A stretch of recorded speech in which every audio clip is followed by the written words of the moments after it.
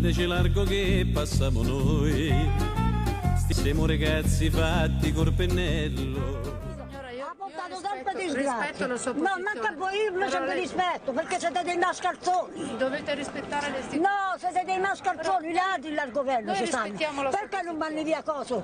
Pizzozzi che stanno tutti segnati a paga lei e invece non ci vanno. Quelli dovete mandare via dal governo vostro. Esprima la sua posizione. Sono tutti divorziati e poi vanno a piare comunione. Non c'è vergogna. Allora, noi siamo arrivati ora. Il discorso del Premier, come lo giudica? Scusate, sono in mezzo alla luce. Ma il discorso. Allora, Canta a gente, canta i serpenti. stanno andando via. Allora, ricominciamo da capo. È brava solo a insultare, signora. A insultare? Eh sì, perché mi avete levato i soldi. Chi glieli ha levati? Berlusconi. Ma la smetti. Non dica Ammetta, tu hai rubato, per favore.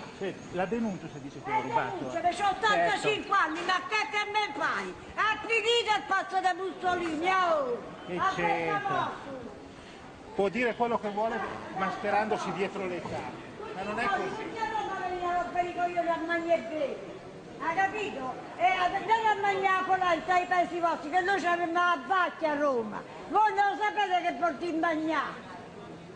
Le pozzi ne ammazzano, poi è Berlusconi. Come le pensioni dei dottari. E poi ve la riparte 100 euro al mese, non cacci tu. Ma ti dico di denunciare, aspetta, vada a fare il culo lei, signora, va bene? Vada a fare Sì, un culo perché lei. so chi sei! So chi sei e quello che hai fatto!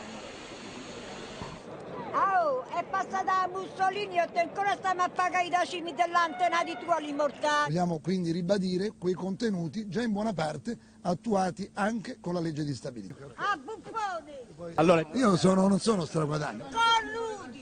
Pio li mortacci tu, i 218 euro Pio! Hai capito? Li mortacci tu a Mussolini! No, Non sto a ammazza a te lui! Hai capito? Ma siete tutti indagati! Ci stanno tutti delinquenti! E gli rispondevo in coro, è meglio fido dei castelli che questa zozza società.